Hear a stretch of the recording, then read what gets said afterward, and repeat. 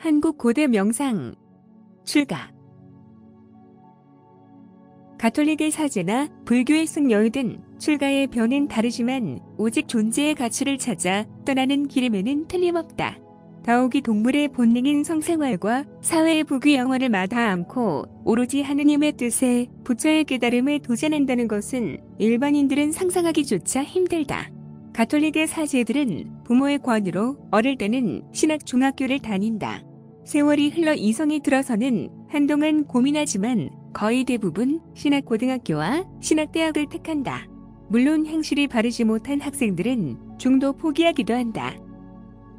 불교의 일기동자들은 주위의 형편에 혹은 원인 모를 질병으로 사철에 맡겨진 동자를 뜻한다. 하지만 대부분의 승려들은 나이가 들어 이성을 알고 삶의 무게를 직감하고 마음의 본성을 찾아 출가한다. 더욱이 그들의 출가는 반드시 짊어져야 할 운명이라고 역설한다.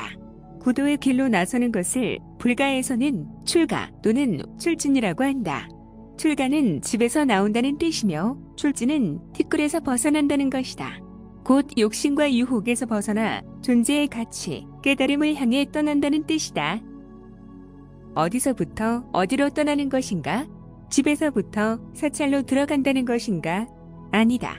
탐욕과 어리석음 그리고 성냄, 삼독의 유혹에서 벗어나고 속박의 굴레에서 떠나고 때 묻은 타성의 늪에서 떠나고 집착하는 마음으로부터 떠난다.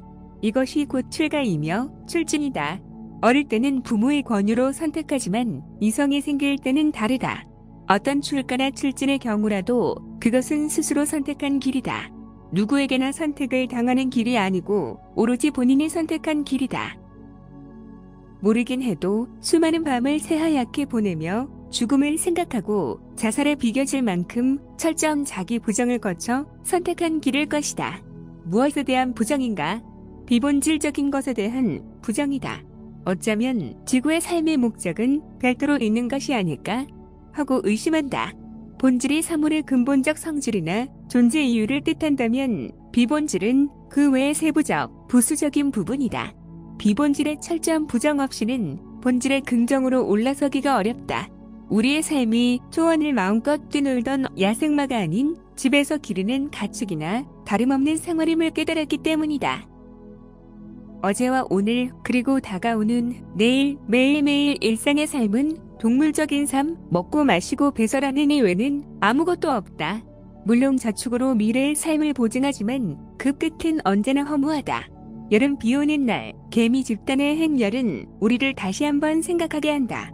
새까맣게 무리를 이루는 개미들은 집단을 이탈할 수가 없다. 집단을 이탈하는 날이면 곧 죽음뿐이다.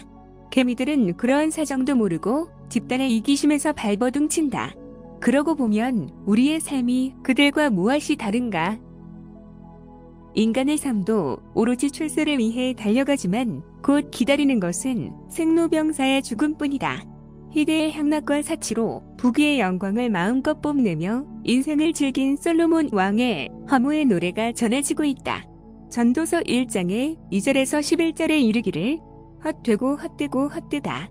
세상 만사 헛되도다.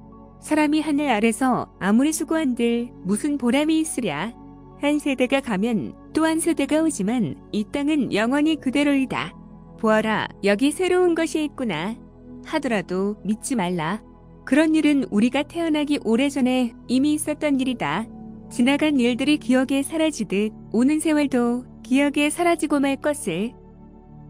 우울증이나 염세주의자가 아니더라도 가끔씩은 삶에 대한 부정적인 생각을 한다.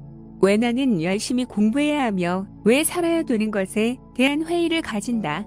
이처럼 평범하던 하루의 일상이 무엇 때문에 이루어지는지를 철저한 자기 부정을 통해서 직시하게 된다. 따라서 자기의 삶에 대한 부정의 절망을 통해서만 구원의 끈을 잡을 수 있다. 구원이란 하느님의 뜻이며 존재의 가치인 진리의 깨달음이다. 결국 지구의 삶이 종족 보존이나 지식을 배우고 익혀 직장이나 출세를 보장하는 것은 아니다. 은퇴 후 오늘의 영광과 권세가 사라지고 나면 아무것도 남아있지 않는다. 이것이 생자필멸, 태어난 것은 반드시 사라지는 상대계의 삶임을 알 수 있다.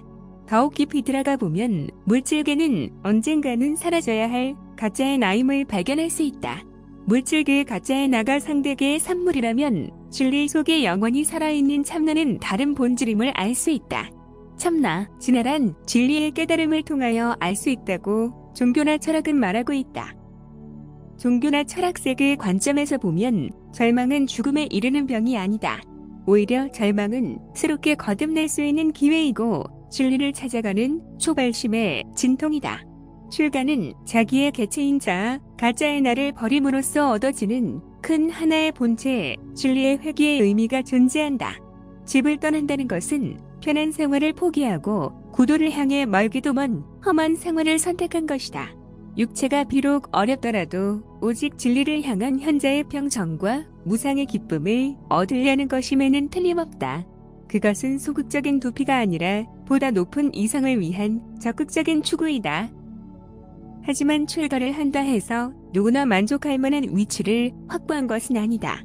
오랜 시간 수행에 몰두하지만 깨달음은커녕 기성관념에 물들고 종교의 다성에 젖어 출가의 변을 무색하게 한다.